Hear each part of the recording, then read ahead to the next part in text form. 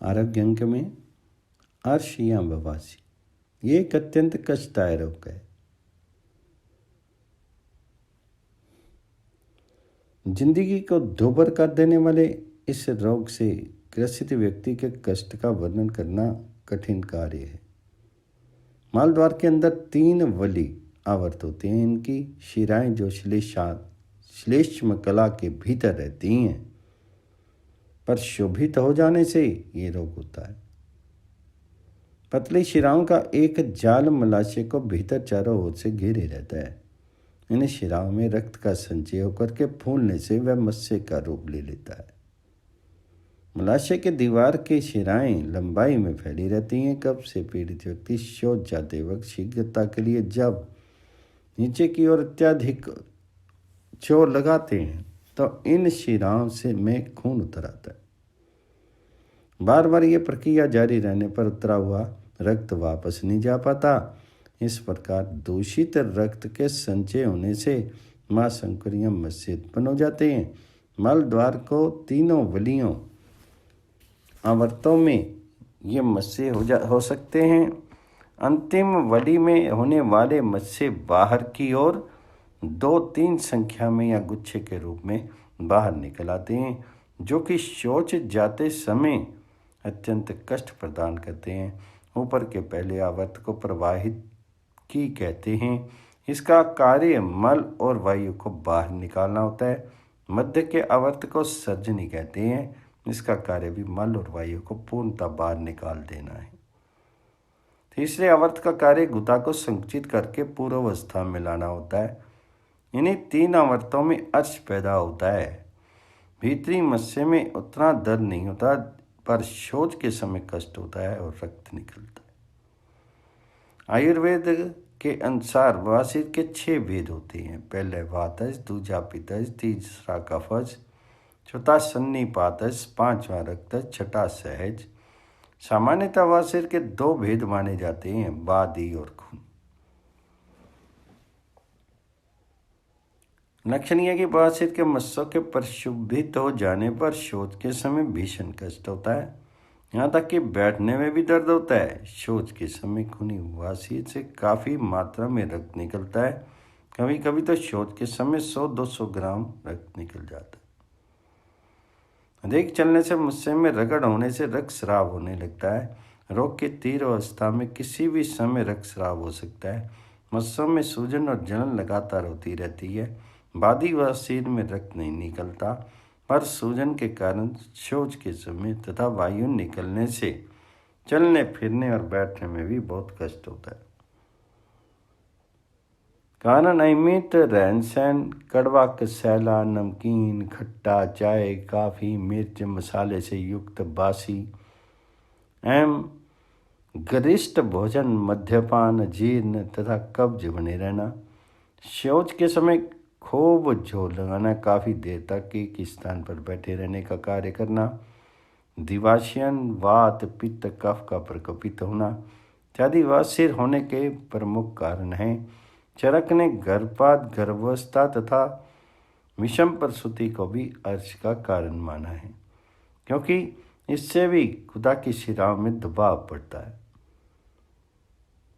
अधिक ठंडे स्थान पर देर तक बैठने से भी गुदा की शिराओं के संकुचित हो जाने से अर्श उत्पन्न हो जाता है।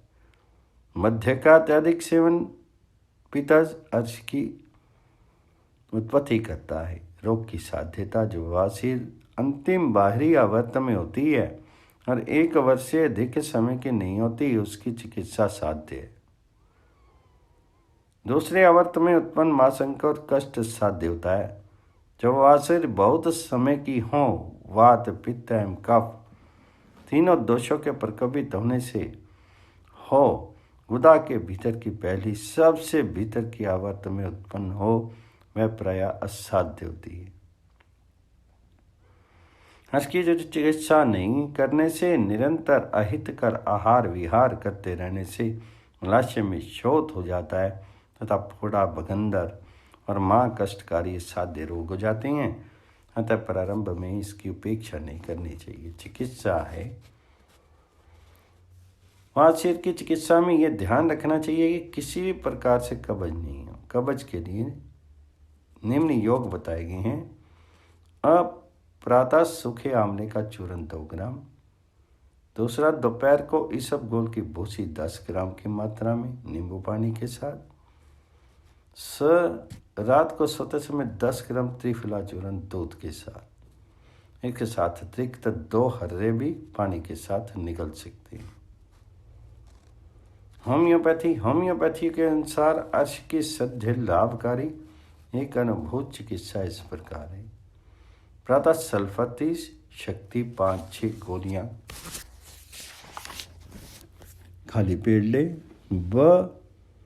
एस्क्यूलस मूल अर्क 4 बूंद आधा छटांक पानी में डाल करके प्रत्येक 4 घंटे पर ले। यदि रक्तस्राव भी होता है तो हिमामेलिस मूल अर्क 4 बूंद आधा छटांक पानी में डाल करके प्रत्येक 4 घंटे पर लें। रात को सोते समय नक्सवामी का 200 शक्ति का खुराक लें। ध्यान दें कि औषधियाँ लेने के आधे घंटे पहले या बाद में कुछ भी नहीं खाए पिए। होम्योपैथी औषधि खाली पेट लेनी चाहिए। होम्योपैथी औषधियाँ लक्षण के अनुसार दी जाती हैं। एक ही रोग में भिन्न भिन्न व्यक्तियों के लिए लक्षण के अनुसार भिन्न भिन्न औषधियाँ चयन की जाती हैं। किसी एक रोग के लिए एक ही दवा नहीं होती।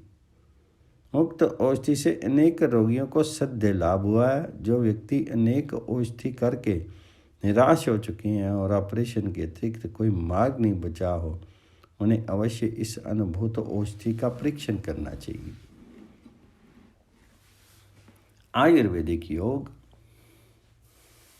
पहला है भोजन के बाद 2 चम्मच अभ्यरिष्ट समान जल से लें। काले तिल का चूर्ण तथा भिलावे का चूर्ण समान मात्रा में लेकर के मट्ठे के साथ 2-3 बार पिएं। बेल का मुरब्बा या कच्चे बेल को भून करके खाएं। सूरन का भरता लाभप्रद है।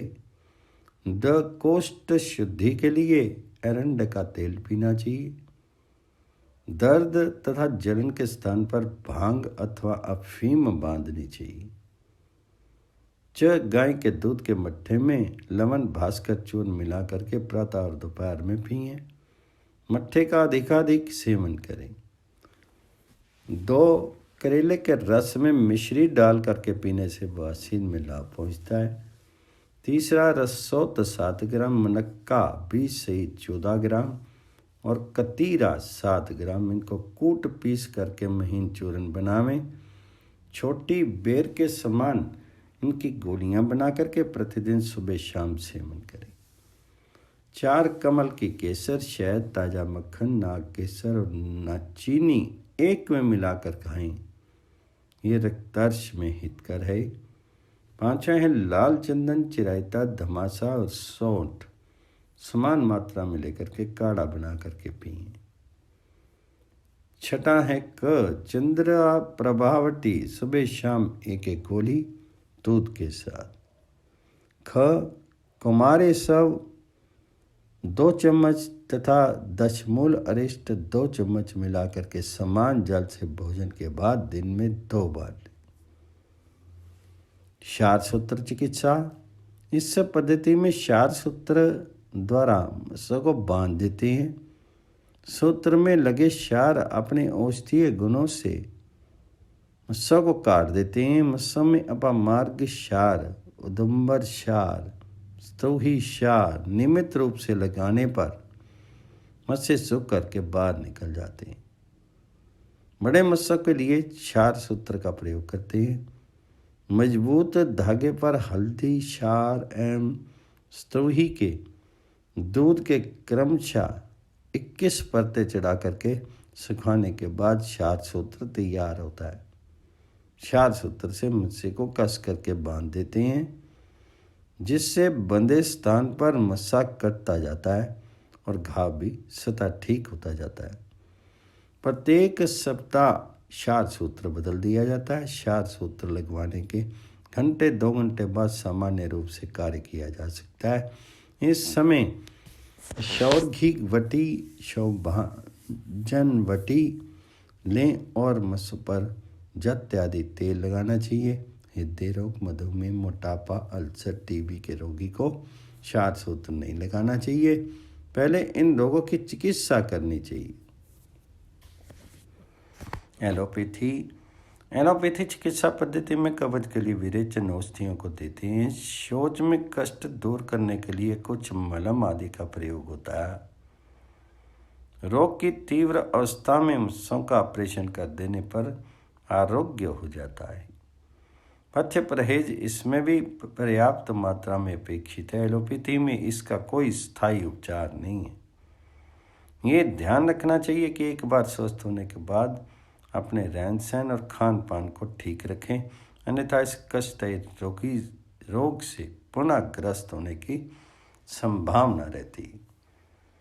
पथ्य: नेनुआ, तराई, लौकी, मूली, खीरा, पपीता, भिंडी, पुराना चावल, मूंग की दाल, कुल्थी की दाल, बथुआ, करेला, टमाटर, सूरन, मिश्री, किशमिश, इलायची, मट्ठा, गौमूत्र, चोकर युक्त आटे की रोटी अर्श रोग में हितकर हैं। पथ्य: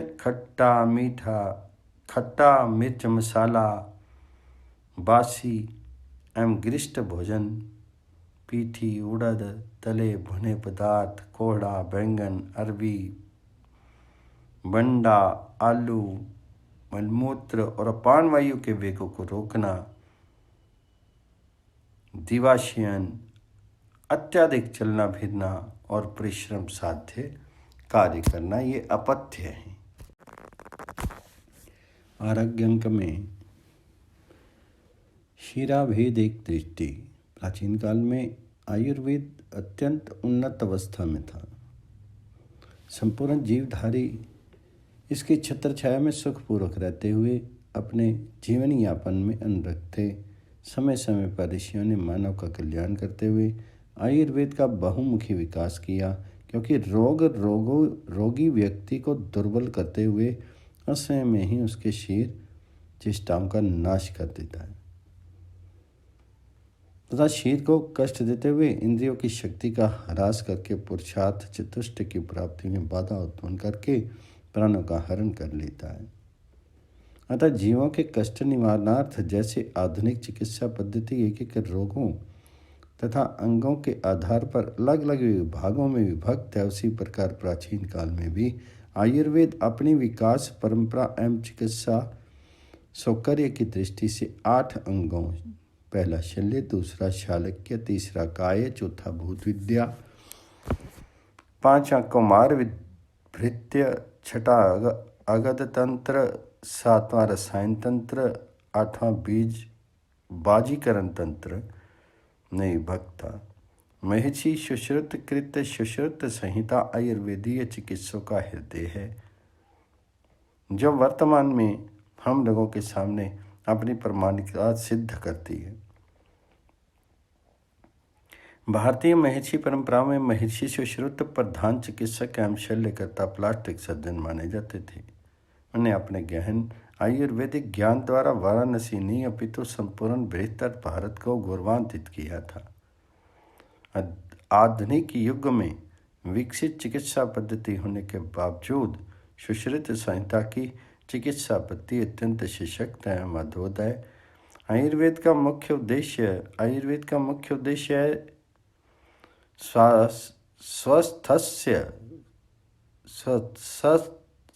स्वास्थ्य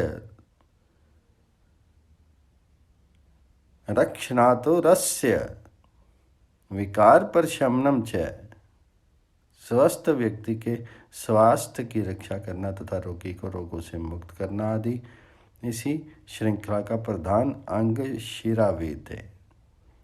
श्रुत संहिता के शीर्ष स्थान के 8वें अध्याय में शिरावेद का विस्तृत वर्णन मिलता है, जैसे अर्थात शिर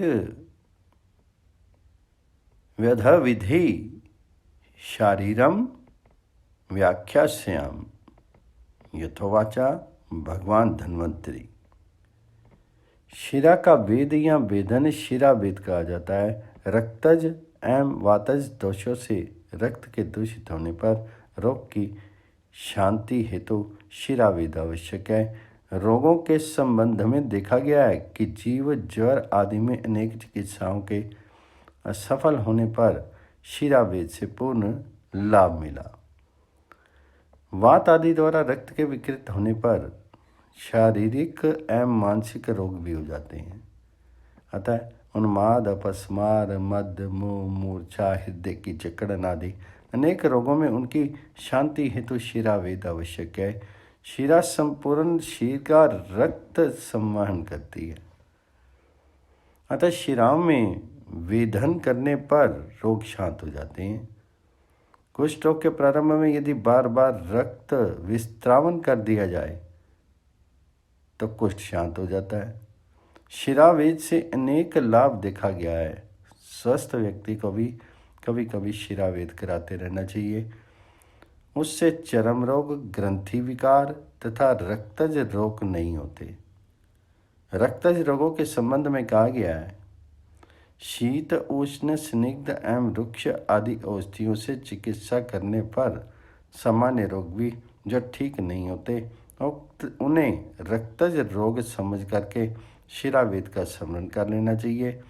गुलम, प्लीहा आदि रोगों में वैद्य अपने अभ्यास के अनुसार रक्त मोक्षण करें। कुछ समय पूर्व एक चिकित्सा शिविर में अनेक रोगियों की शिरावेद चिकित्सा के आशातीत परिणाम सामने आए। सियाटिका के अधिकाधिक रोगी तत्काल चलने फिरने तथा आराम अनुभव करने लगे। शिरावेद के समय के विषय में इस प्रकार का वर्णन मिलता है। वर्षा ऋतु में जब आकाश में बादल नहीं हो, हेमंत में, मध्याह्न में, उष्ण में, प्रातः या साय का विधान है। अधिक दोष होने पर थोड़ा थोड़ा करके कई बार रक्त मोक्षण करना चाहिए। मासल स्थानों में यव के बराबर तथा नेत्र आधा या वेद करना चाहिए। वेद होने पर वायु से दूषित रक्त कालापन एवं लाल तथा पित्त से दूषित नीलापन या पीला, कफ से दूषित हल्का सफ़ेद या लाल तथा त्रिदोष में गौमूत्र या कवात के रंग का निकलता है। शिरावेद शल्य तंत्र में आधी चिकित्सा है, जैसे काय में वस्ती चिकित्सा। अकुशल वैद्य द्वारा अधिक रक्त विस्त्रावन से कुप्रभाव, शीर्षूल, शिरोरोग, आँख के रोग तथा अंधापन, तिमर, धातुक्षय, आक्षेप, लकवा, मुक्का लकवा, एक अंग में वैषम्य, तृष्णा, दाह, हिचकी, कास, श्वास, पांडु आदि रोगों से अकुशल वैद्य की चिकित्सा द्वारा कभी कभी मृत्यु भी हो जाती है। रक्त विस्तावन से अन्य लाभ, यदि रक्त अधिक या रक्त भार हो तो रोगी के बलाबल तथा रोग को देख करके पैर, हाथ या लाट की वैद्य शिराओं में मर्म स्थान को बचाते हुए शिरावेद करें। रक्त मोक्षण से रक्ताधिक्य में बढ़ा हुआ रक्त दाब, ब्लड प्रेशर घटता है तथा उसका विष भी बहुत कम हो जाता है। सुश्रुत के अनुसार रोग स्थान एवं शिरावेद, पैर में जलन, पाददा, पादहर्ष, चिप, विसर्प, वातरक्त, एक्जिमा तथा बेवाई अर्थात पाददारी, इन रोगों में शिप्र मर्म से 2 उंगली ऊपर शिरावेद करें। शिप्र मर्म दोनों हाथ तथा दोनों पैर, चौथी उंगली एवं अंगूठे के मध्य कुछ अंदर होता है। श्लीपद रोग अर्थात फली पाँव में अंगूठे एवं गुल्म के ऊपर शिरावेद करें। क्रोस्टोशीर्ष, खंज, पंगुल तथा वात वेदना में पैर में गुल्फ के 4 अंगलों पर शिरावेद करें। अपची में इंद्रवस्ती मर्म के 2 अंगुल नीचे, गृदृषि में जानुसंधि के 4 अंगलों पर या नीचे, गलगंड में उरु मूल की शिरा का वेद करें। जबकि गलगंड रोग घेगा गले में होता है, पर शिरावेद घुटने के नीचे जंघा में करने का विधान है। शिरा सर्वांग शोधनी होती है, ऐसा महिषी सुश्रुत का कहना है। इस तरह दोनों हाथ और दोनों पैरों में शिरावेद समझना चाहिए।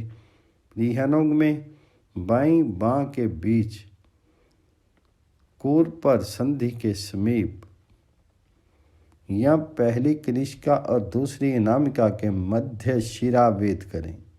इस प्रकार ये कृत आदि उदरोग तथा कास श्वास में दक्षिण बाहु में, विश्वाची रोग में सियाटिका के समान शिरावेद करें। परिवर्तिका, उपदंश, शूक और शुक्र के रोगों में गहन शिश्न के मध्य में, मूत्र वृद्धि में वृषणों के बगल में तथा उदकोद्र में नाभि के नीचे सीवनी के बाईं तरफ शिरावेद करें।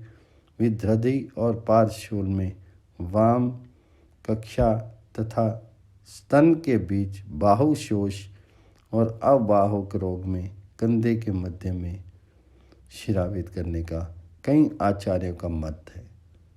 तृतीयक जर में तिक संधि के मध्य की शिरा का, चतुर्थक ज्वर में पार्श्व में स्कंद संधि के नीचे, पश्चमार्ग में हनुसंधि के मध्य में, उन्माद में शंख तथा केशांत, संधिगत वक्षस्थल, उपांग और ललाट में रहने वाली मर्म रहित वैद्य शिराओं का वेद करें। जीहा और दंत के रोगों में जीभ के नीचे रहने वाली शिराओं का, तालु के रोगों में तालु में, कर्णचीरा और कान के रोगों में कानों के ऊपर चारों तरफ गंध का ग्रहण न होने पर, और नाक के रोगों में नाक के अग्रभाग में शिरावेद करें। तिमिर रोग, अक्षिपाक आदि रोगों में नाक के समीप लाट की या अपांग की शिराओं का वेद करें। शिरोरोग, अधिमंथ आदि रोगों में इन्हीं शिराओं में वेद करें। शिरावेद के अधिकारी शल्य कर्म में अज्ञ व्यक्ति, जिसे शल्य शास्त्र का पूर्ण ज्ञान नहीं है तथा जिसने विधिपूर्वक सुश्रुत संहिता का शारीर स्थान गुरुमुख से पढ़ा नहीं है, वह यदि रोगी के शीर पर शस्त्र चलाए तो पूर्वोक्त बहुत से रोग उत्पन्न होते हैं तथा रोगी के शीर को अत्यंत कष्ट होता है और मृत्यु भी हो सकती है। अतः शिरोवेद के ज्ञान हेतु गुरु सानिध्य में शिरावेद कर्म का अभ्यास करना आवश्यक है। प्राचीन यूनानी पद्धति में भी शिरावेद का संक्षिप्त वर्णन प्राप्त होता है। ये रक्त विस्तावन चिकित्सा अत्यंत आरोग्य में भाव रोग से मुक्ति। भाव रोग का संक्षिप्त विवेचन। एक अमेरिकन ने लिखा है कि यदि भाव रोग समूल नष्ट नहीं हो सका तो उत्तम स्वास्थ्य की क्या उपयोगिता है। ये जन्म और मृत्यु का रोग है तथा समस्त बीमारियों की जड़ है। प्रश्न मार्मिक है, इस पर संक्षेप में यह विचार किया जा रहा है। भाव अर्थात ईश या शक्तिमान के भाव को भाव कहते हैं और उसके पर्यायवाची शब्द ये हैं: सत्ता, स्वभाव, अभिप्राय, चेष्टा, आत्मा, जन्म, क्रिया, लीला, पदार्थ, बुद्ध, जंतु और विभूति एवं रति आदि। उपयुक्त सभी शब्दों के पृथक पृथक अर्थ हैं। मूल भाव शब्द विद्वान या ज्ञानवान के अर्थ में प्रयुक्त है। तात्पर्य यह है कि शक्ति, सत्ता, विभूति और ज्ञान भाव के रोग को भाव रोग कहते हैं। ये गीता का आधार लेकर के आयुर्वेद दृष्टया उसका संक्षिप्त वर्णन उपस्थित है। निदान। भाव रोग के मुख्य कारण ये हैं: अहंकार, किसी की परिस्थिति पर विचार नहीं करना, सभी कामों का कर्ता अपने को समझना, अधिकार जमाना, कठोर एवं क्रोधयुक्त वचन बोलना आदि कार्य अहंकार के कारण पुरुष करता है। दूसरा है नास्तिक्य, परलोक है, ईश्वर एवं गुरुजन श्रेष्ठ हैं, ऐसा ना समझने से समर्पण बुद्धि समाप्त हो जाती है, परिमानता उच्छृंखलता आ जाती है, जो सर्व पातकों की मूल है। तीसरा है प्रज्ञा अपराध। अहंकारी मात्र अपने को ही श्रेय देता है, असफलता का दोष अन्यों पर मढ़ता है, तब उसका अहंकार बढ़ने लगता है, दूसरी ओर कर्ता भी बढ़ती है, तथा कथित कर्ता की बुद्धि मारी जाती है। बुद्धि का अपराध प्रज्ञा अपराध इसी को कहा गया है। इसके 3 भेद होते हैं। धी विभ्रंश अर्थात बुद्धिनाश, धृति विभ्रंश अर्थात धैर्य नाश, और समृति विभ्रंश। ध्यान रहे कि अहंकार नास्तिक्य एवं प्रज्ञा अपराध का परस्पर अविच्छिन्न संबंध है। ये परस्पर जनक और पूरक हैं। प्रज्ञा अपराध के तीनों भेदों की भी यही स्थिति है। प्रज्ञा अपराधी अपने को सर्वश्रेष्ठ समझता है, वह बड़ा दुराग्रही भी होता है। प्रज्ञा अपराध के कारणों के निम्नलिखित कारण भी आते हैं। दुस्साहस एवं नारियों का अति सेवन, ठीक समय को खो देना, कर्मों का मिथ्यारंभ, सदाचार का लोप, पूज्यों का अपमान, जानबूझकर अहितकर कार्य करना, अनवरत और आदेश में गमन, पतितों से मित्रता, सद्वृत्त का पालन नहीं करना एवं दूसरों को मना करना, ईर्ष्या, मान, भय, क्रोध, लोभ, मोह, मद, भ्रम और इनसे उत्पन्न मानसिक शारीरिक कठिन कर्म करना। आगे है संप्राप्ति। उपयुक्त कारणों एवं विषयों का ज्ञान इंद्रियों और मन से स्पर्श होता है। ये स्पर्श सभी दुखों के प्रवर्तक होते हैं। सभी सुख दुख से इच्छा, द्वेषात्मिका, तृष्णा उत्पन्न होती है, जो सुखों एवं दुखों का कारण भी कही गई है। उपयुक्त कारणों एवं विषयों की ओर बराबर ध्यान रहने से उसमें संग या लगाव उत्पन्न होता है। संग से कामना या तृष्णा होती है। कामना पूर्ति न होने पर क्रोध होता है। क्रोध से सम्मोह और सम्मोह से समृति विभ्रम हो जाता है। परिणामता वह अपने को अपने कुल, जाति, समाज, देश और मान मर्यादा आदि को भूल जाता है। तत्व ज्ञान की याद समाप्त हो जाती है। उसे अतत्व अभिनिवेश अर्थात महागध चरक हो जाता है। स्मृति प्रवेश से बुद्धि का नाश हो जाता है और अंततः प्रनाश अच्छी तरह नाशकारी भाव रोग को हो जाता है। सामान्य लक्षण इसके ये हैं। भाव रोगी अपने को बड़ा शक्तिशाली मानता है। असुरी संपत्ति के लक्षण एवं चरक शरीर स्थान अध्याय 1 में प्रज्ञा अपराध के लक्षण भाव रोग के सामान्य लक्षण है। भाव रोगी की एक विशेषता यह है कि वह देखने में स्वस्थ होगा, परंतु स्वयं बेचैन रहेगा और समाज को भी बेचैन किए रहेगा। दुराग्रही और दृढ़ निश्चयी होता है। अल्प श्रम से फल भरपूर जाता है।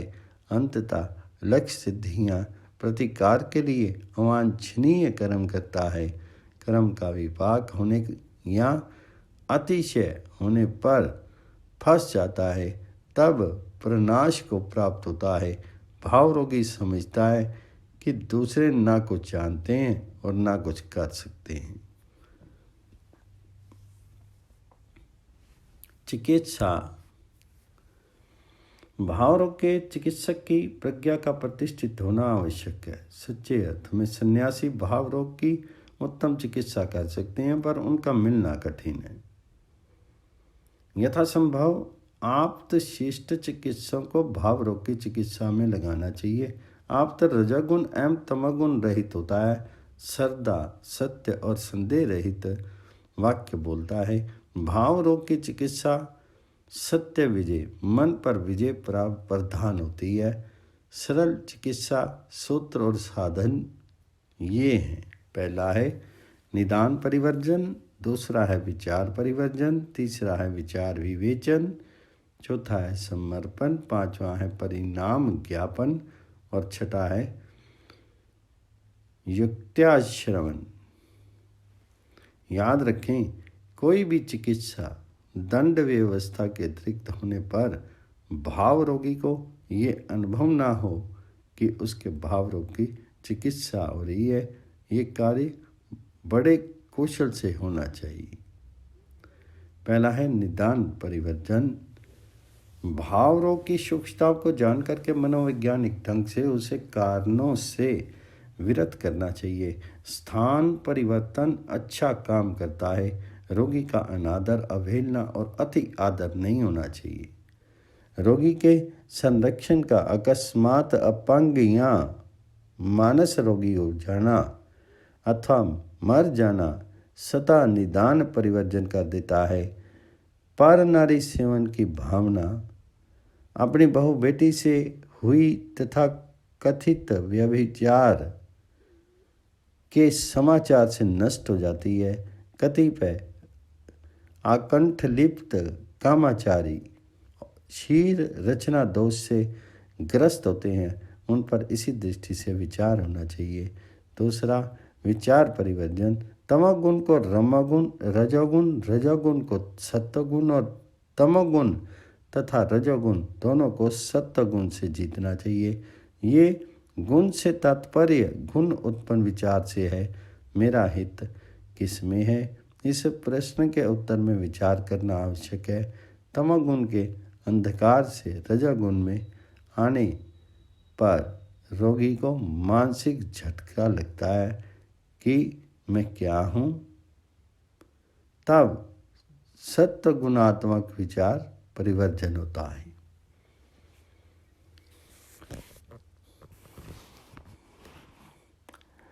परोपकाराय पुण्याय पापाय परपीडनम। तीसरा है विचार विवेचन। परिवर्तित विचार पुनः उभर करके भाव रोग उत्पन्न कर सकते हैं, इसलिए उनका विवेचन प्रायश्चित, दंड और विशेष सत्वगुण के उद्रेक से करना चाहिए। अहितकारी या भाव रोगी उत्पादक विचारों के स्थान पर संन्यास, काम्य कर्मों का त्याग और स्वस्थ पर विचार काम करने लगते हैं। प्रायश्चित में पछतावा एवं धार्मिक अनुष्ठान, दंड में शासकीय, सामाजिक, आर्थिक दंड आदि परिगणित होते हैं। किस प्रकार से विचार विवेचन होगा ये परिस्थितियों पर निर्भर है। चौथा है समर्पण।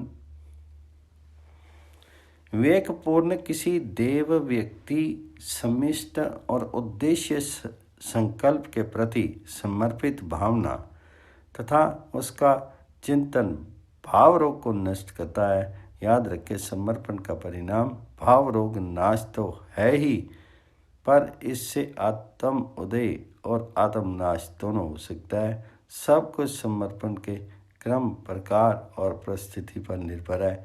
याद रखें, यहाँ आस्तिकता या जीवरी होती है। भारत ने बहुत सोच समझ करके आस्तिकता को पुण्य और नास्तिकता को पातक माना है। पांचवा है परिणाम ज्ञापन। अवश्यमेव भोक्तव्यम कृतम कर्म शुभ अशुभम के अनुसार कर्म का फल अवश्य भोगना पड़ता है। ये भावना रोगी के हृदय में आ जाए तो भाव रोग दूर हो जाता है।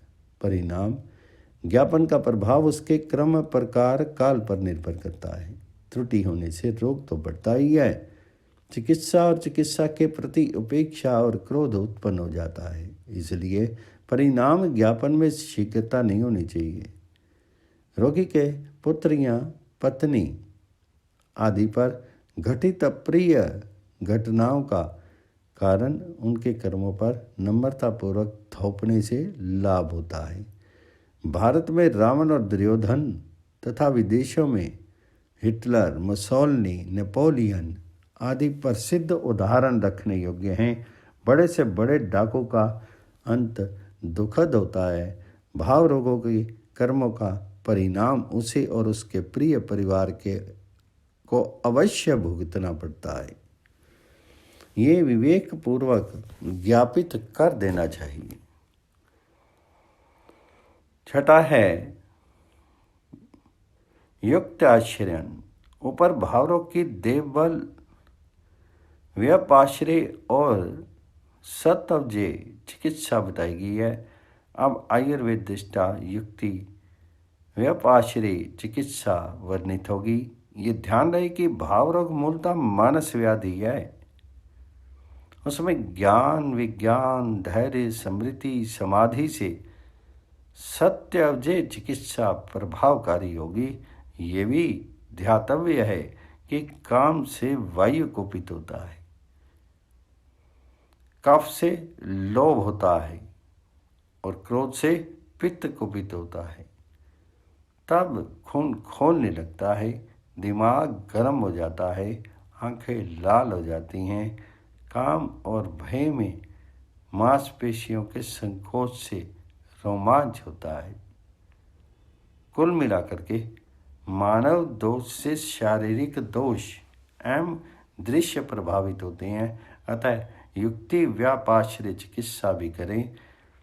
अतत्व अभिनिवेश और अपस्मार से कही गई चिकित्सा वमन विरेचन के छोड़ करके भाव रोग में लाभदायी होती है।